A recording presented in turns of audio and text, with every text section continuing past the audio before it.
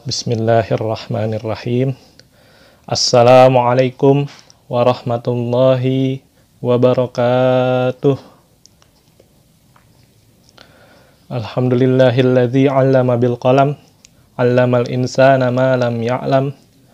Asyhadu an la ilaha illallah al-muhaiminus salam wa asyhadu anna Muhammadan 'abduhu wa rasuluhu misbahuz zalam. Sallallahu ala sayyidina Muhammadin wa ala alihi wa sahbihi wa sallam. Amma ba'du. Qala Allah ta'ala fi kitabihil muhkam. A'udzu billahi minasy syaithanir rajim. Bismillahirrahmanirrahim. Syahrul Ramadan alladzi unzila fihil Qur'anu hudal linnasi wa bayyinatin minal huda wal furqan. Al-ayah. Wa qala Rasulullah sallallahu alaihi wasallam, khairukum man ta'allamal Qur'ana wa 'allamah. Shadaqallahul azim wa balagha rasuluhul habibul karim wa nahnu ala zalika minasyahidina wasyakirina amin. Yang terhormat Ibu Kepala SMP Al-Muhajirin Bekasi, Ibu Eva Purnamayanti Sarjana Pendidikan. Yang terhormat Bapak Ibu para wakil kepala sekolah. Yang terhormat Bapak Ibu Dewan Guru beserta staf sekolah yang semuanya tidak dapat saya sebutkan satu persatu, tetapi sedikit pun tidak mengurangi rasa hormat dan takzim saya. Serta yang saya banggakan, yang saya cintai, siswa-siswi SMP Al-Muhajirin Bekasi, anak-anak soleh-solehah peserta pesantren Ramadan 1442 Hijriah, yang mudah-mudahan dirahmati oleh Allah Subhanahu wa Ta'ala. Ya, mungkin sebagian besar kalian belum kenal saya, karena juga saya masih baru di SMP Al-Muhajirin Bekasi. Perkenalkan, nama saya Ahmad Badrianto, atau kalau di SMP Al-Muhajirin Bekasi lebih dikenal dengan panggilan Pak Badri. Saya mengajar tahfiz di kelas 8 full day, dan juga bahasa Arab di kelas 7, 8, 9 full day. Ya, hari ini kita memasuki hari kedua ya pelaksanaan pesantren Ramadan 1442 Hijriah.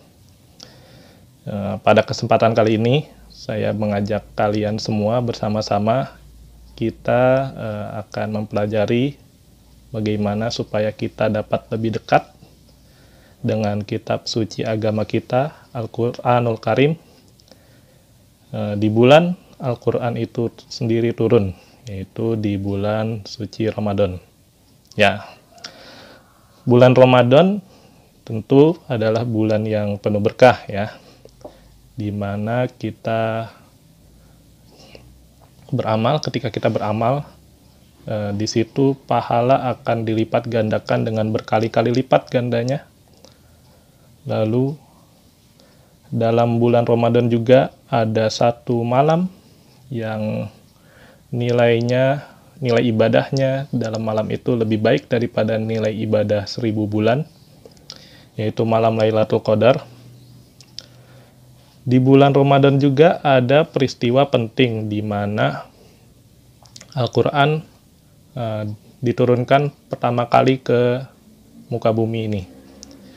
Ya, tapi sebelum kita lebih dalam membahas tentang itu, ya marilah kita terlebih dahulu kenali Al-Quran lebih jauh. Jadi apa sebenarnya Al-Quran itu? Ya, para ulama berbeda pendapat mengenai asal kata Al-Quran dalam bahasa Arab.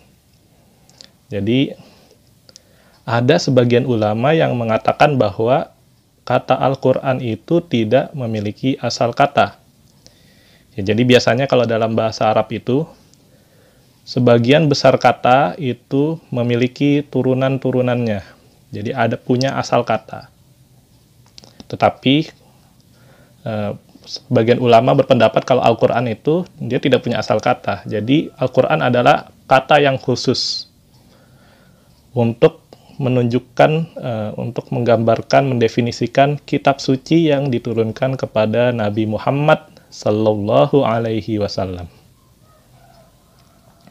Ada juga yang mengatakan bahwa kata Al-Quran itu berasal dari kata qara'a. Qara'a artinya membaca. Al-Quran itu semacam bentuk masdarnya. Masdar itu salah satu bentuk dalam bahasa Arab, bentuk isim atau kata benda. Jadi Al-Quran adalah masdarnya yang berarti bacaan, kitab bacaan. Ya, kenapa disebut kitab bacaan? Karena memang dalam membaca Al-Quran, ya, Al-Quran sebagai kitab bacaan, setiap huruf yang kita baca dengan jelas, dengan baik dan benar, maka akan menjadi nilai kebaikan bagi kita. Satu huruf satu kebaikan, dan satu kebaikan itu dikalikan 10 kebaikan. Jadi satu huruf bernilai 10 kebaikan. Oke, itu yang kedua. Al-Quran berasal dari kata qara'a. Jadi Al-Quran berarti kitab bacaan. Ada juga yang berpendapat bahwa kata Al-Quran itu berasal dari kata corona. Bukan COVID, corona yang sekarang ya. Qaf, ro, dan nun. Corona. Corona yaitu berarti menghimpun atau menggabung. Sehingga kata Al-Quran secara bahasa menurut ulama ini kitab gabungan atau kitab himpunan. Karena disebut kitab gabungan atau kitab himpunan karena Al-Quran merupakan himpunan dari surah-surah ya dan ayat-ayat yang semuanya itu saling berkaitan dan tidak dapat dipisahkan antara satu dan lainnya. Jadi saling berkesinambungan, saling berkaitan, tidak dapat dipisahkan. Nah, itu menurut ulama yang berpendapat bahwa Al-Quran berasal dari kata corona, yang berarti menghimpun. Al-Quran berarti kitab gabungan. Ada juga ulama yang berpendapat bahwa kata Al-Quran berasal dari kata qarinah. Qarinah ini artinya tanda. Ya, karena memang Al-Quran ayat-ayatnya merupakan tanda-tanda petunjuk yang menunjukkan kepada kebenaran. Ya, jadi kita ulang tadi, ada yang berpendapat bahwa kata Al-Quran itu kata khusus, dia tidak mempunyai asal kata, yang berarti Al-Quran itu kitab suci, khusus untuk Nabi Muhammad SAW.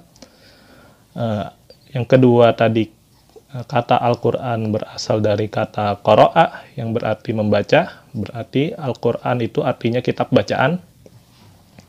Yang ketiga, Al-Quran berasal dari kata qarinah, ya,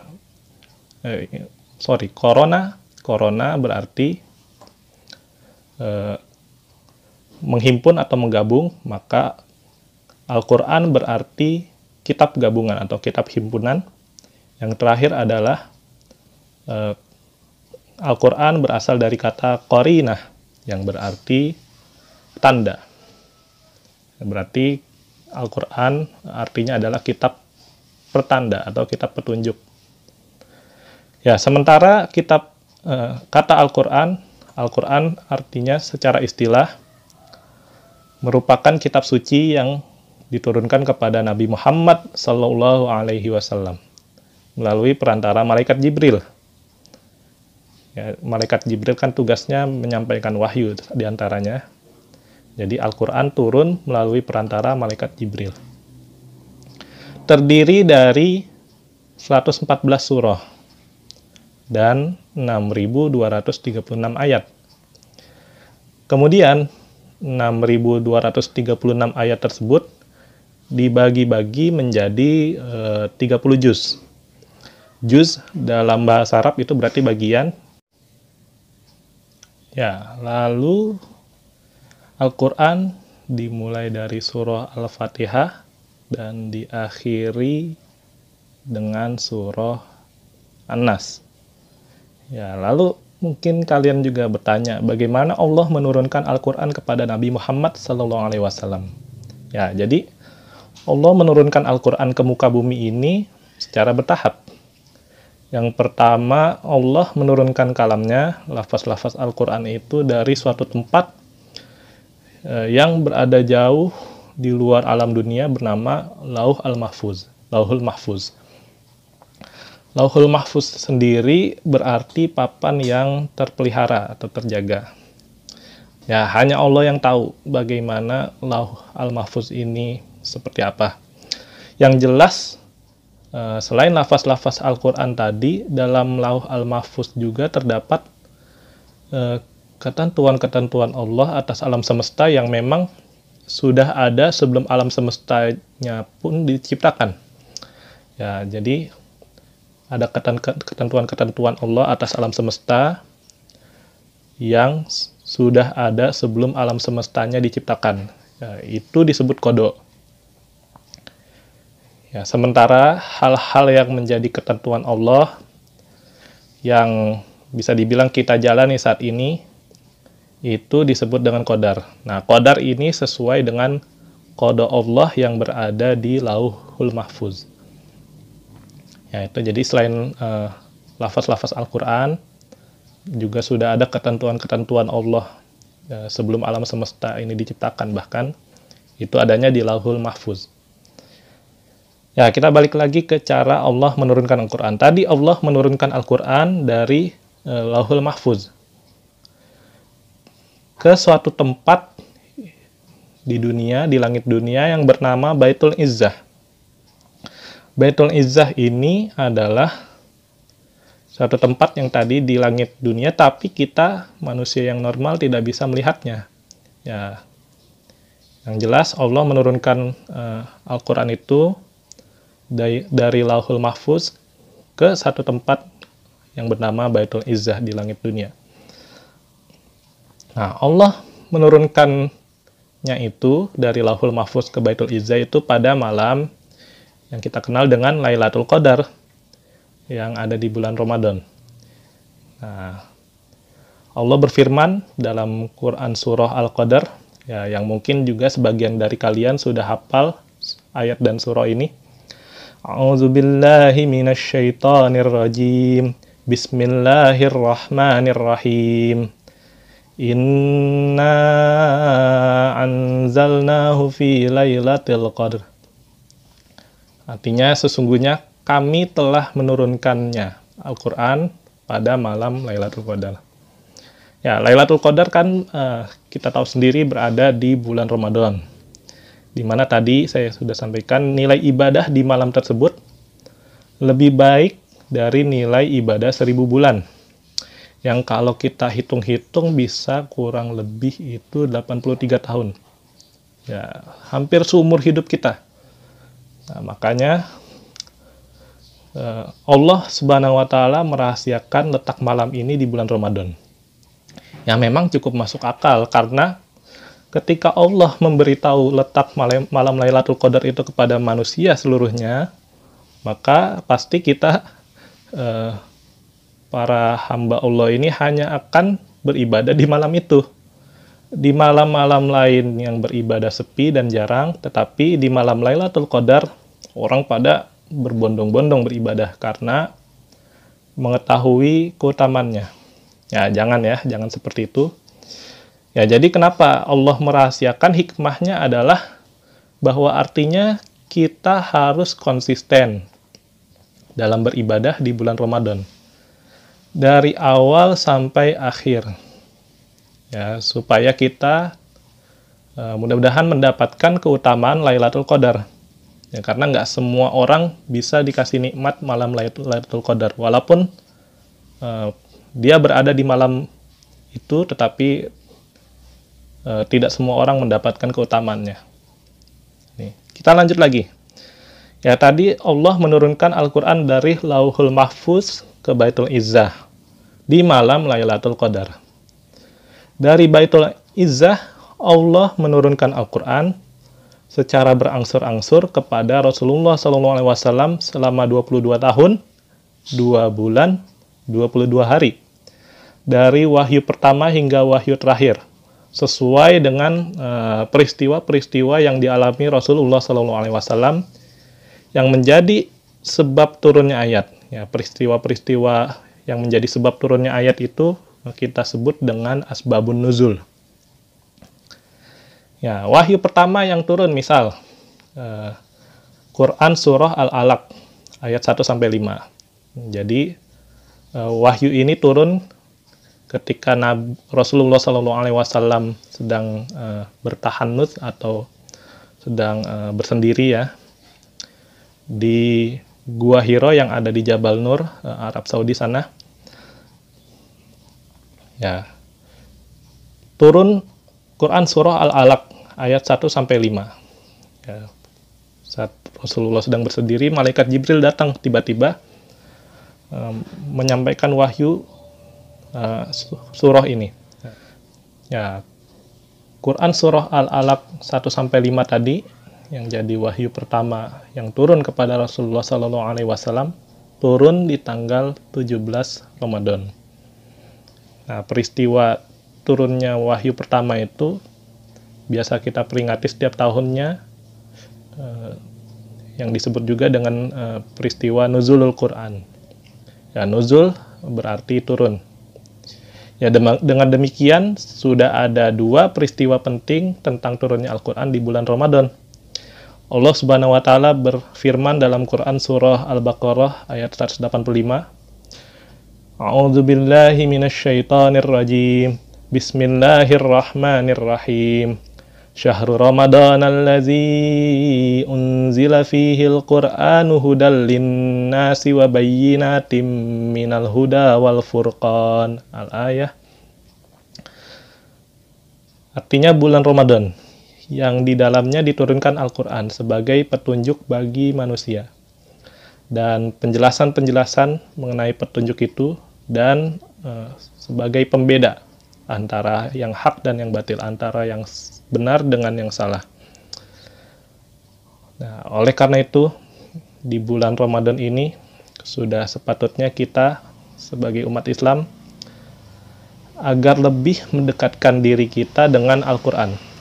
Sudah banyak bukti yang menerangkan mukjizat-mukjizat dan keutamaan-keutamaan Al-Quran. Ya, tadi sudah saya sampaikan di mana setiap hurufnya yang dibaca dengan jelas, baik dan benar memiliki nilai ibadah. Pahala yang setiap hurufnya bernilai 10 kebaikan. Allah Subhanahu wa taala juga menjadikan Al-Quran sebagai kitab yang mudah untuk kita pelajari. Sesuai dengan firman-Nya dalam Quran surah Al-Qamar ayat 17, 22 dan 32. A'udzu billahi minasyaitonir rajim. Bismillahirrahmanirrahim. Walaqad yassarnal Qur'ana lidzikri fahal mim muddakir. Ya, artinya, dan sesungguhnya telah kami mudahkan Al-Quran untuk pelajaran. Maka adakah orang yang mengambil pelajaran?